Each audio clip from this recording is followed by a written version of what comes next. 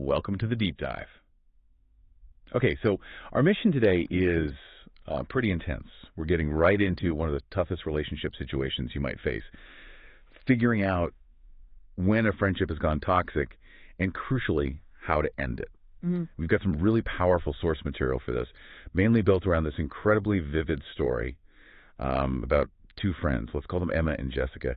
Kind of a roadmap, really, for anyone caught between loyalty and, needing to save themselves. It really is, and it taps into something fundamental, this misconception we often have. We tend to confuse being deeply hurt by someone with them being deeply important. Yeah. You know, that idea, if someone can wound you that badly, they must mean the world to you. But the hard shift is realizing that actually, it often just means you've been putting up with bad treatment for way too long, maybe because of history. Exactly. Yeah. And for Emma, the light bulb moment, it hit during what should have been, a peak celebration. She landed her absolute dream job. Yeah. Huge deal. And she calls Jessica expecting, fireworks, total excitement. And instead, she just gets this, oh, that's nice, I guess. Oof, flat. So flat. Okay, let's unpack this. This is after 3 years of supposedly intense support. But only, it seems, when Emma wasn't actually shining too brightly. What does that lukewarm reaction instantly tell us about the relationship's health? Well, it screams imbalance, doesn't it? It signals pretty clearly that the friendship might rely on this kind of zero-sum game dynamic. Zero-sum? Yeah, like Jessica's value, maybe her sense of self in that friendship came from being the stronger one or the more realistic one.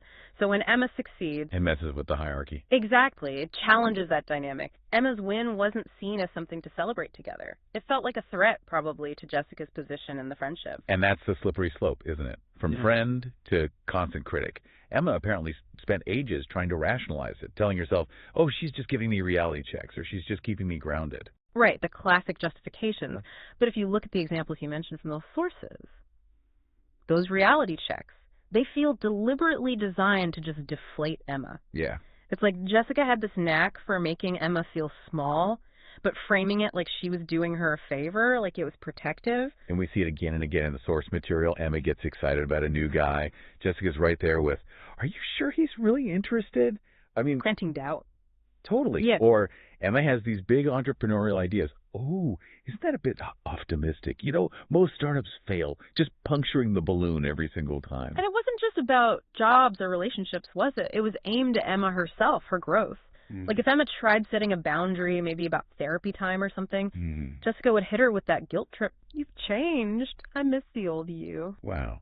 So the toxicity is basically making Emma feel bad for evolving, for taking care of herself. Absolutely. And that kind of manipulation, it makes the person on the receiving end start to, shrink. That's what we call it. Emma started filtering her good news, downplaying things, second-guessing herself, always just to try and manage her friend's reaction, keep things smooth. It's exhausting, minimizing your own life for someone else's comfort. And it often takes something big, like a jolt, to see through it. Emma's real wake-up call, according to the sources, was on a girls' trip. She shared news about a promotion, a genuine step up. Right. And instead of a congrats, Jessica launches into this, 20-minute monologue about how corporate life is hollow, how Emma's selling out. Yeah. Just completely unsolicited negativity. And that's the moment. What's fascinating here is Emma suddenly saw it clearly. This wasn't love. It wasn't even really loyalty in the healthy sense. What was it then? It was looking a lot like trauma bonding disguised as loyalty. Okay, wait. Loyalty sounds good, though. How do you tell the difference between that and trauma bonding? Especially when you're in it.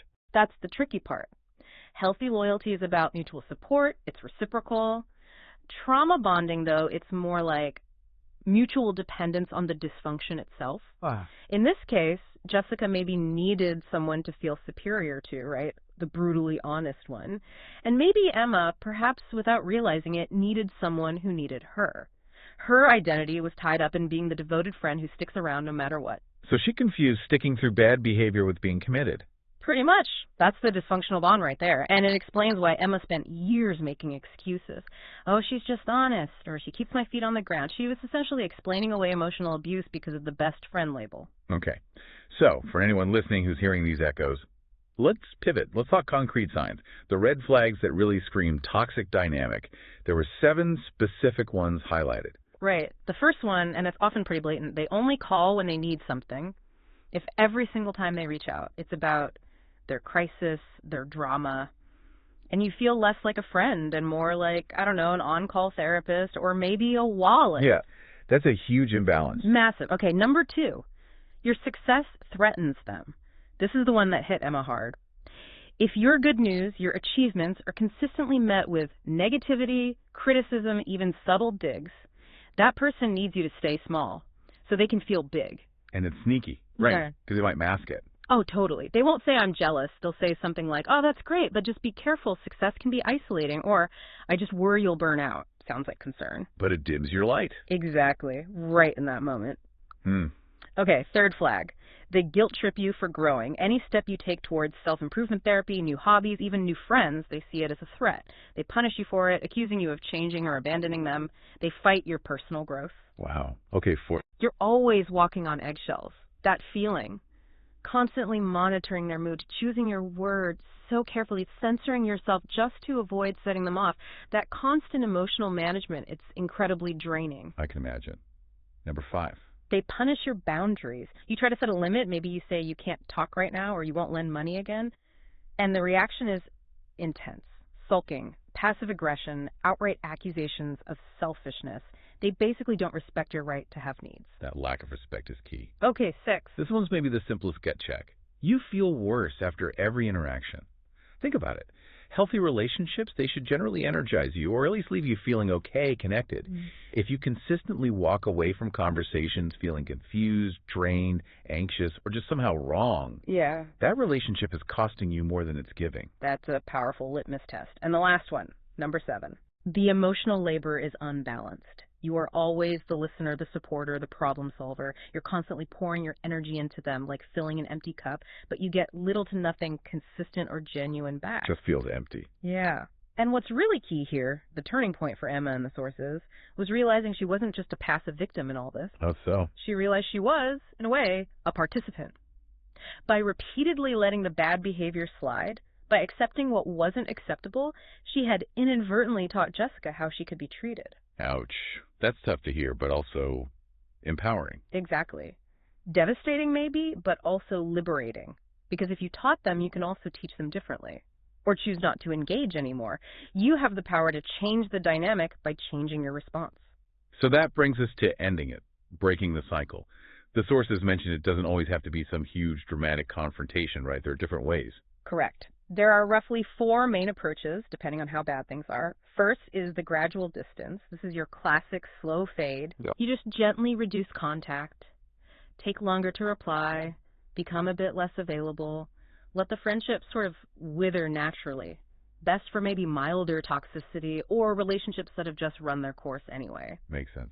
What's next? Then you have the honest conversation. This is the direct approach. Yeah. Sitting down and explaining calmly why you need to step back or end the friendship. It's hard, no doubt, but sometimes necessary, especially if boundaries have been stomped on repeatedly, like with Emma.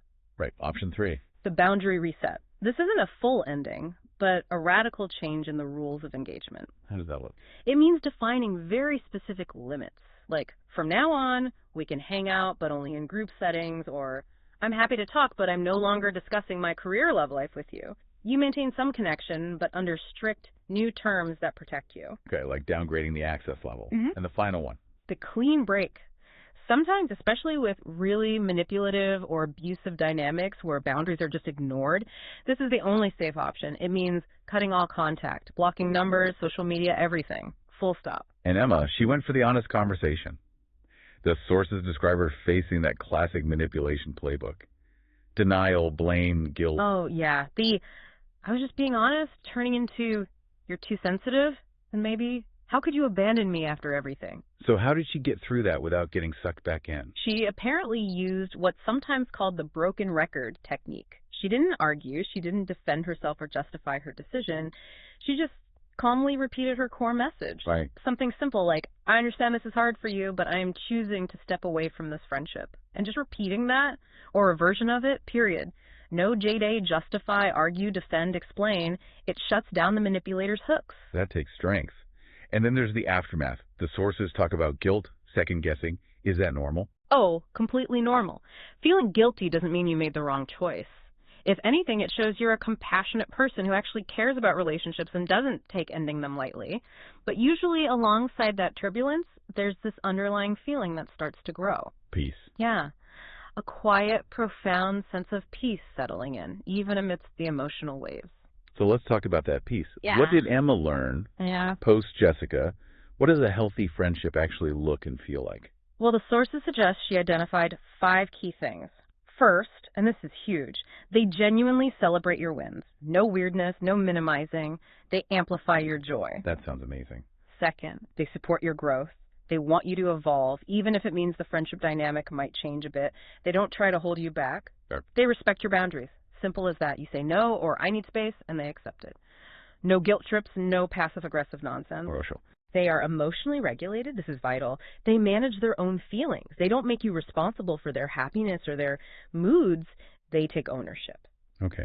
And the 5th characteristic? The emotional labor is balanced. It flows both ways. You give support, you receive support. You don't feel constantly drained or like you're pouring into a void. There's a sense of mutual care. That picture feels so different, grounded. Yeah. So the big takeaway message here seems pretty clear. You don't owe anyone your peace of mind. Not at all. You don't owe them unlimited chances to hurt you or your mental well-being. Loyalty isn't about self-sacrifice on the altar of their insecurity. Exactly. And if we connect this to the bigger picture, people always ask, but can the friendship be saved? Is it worth trying? Right. When is a second chance actually viable? The only time it's really worth considering is if you see 3 things after you've had that tough conversation. 1, genuine accountability from them owning their behavior. 2, actual concrete changes in how they treat you. And 3, consistent ongoing respect for the boundaries you set. So not just promises. Definitely not just promises. Repeated apologies without change. That's often just another manipulation tactic. Action is everything. That is such a clear line. It really makes you think. Some friendships maybe are for a lifetime, but others, maybe they're just here to teach us really important lessons about what we will and won't accept moving forward. Your joy, your light. It's too valuable to keep dimming it for someone who just can't handle it. Well said. So the final thought for everyone listening. Choose yourself. Choose your peace. Stepping away isn't abandoning them. It's finally refusing to abandon yourself.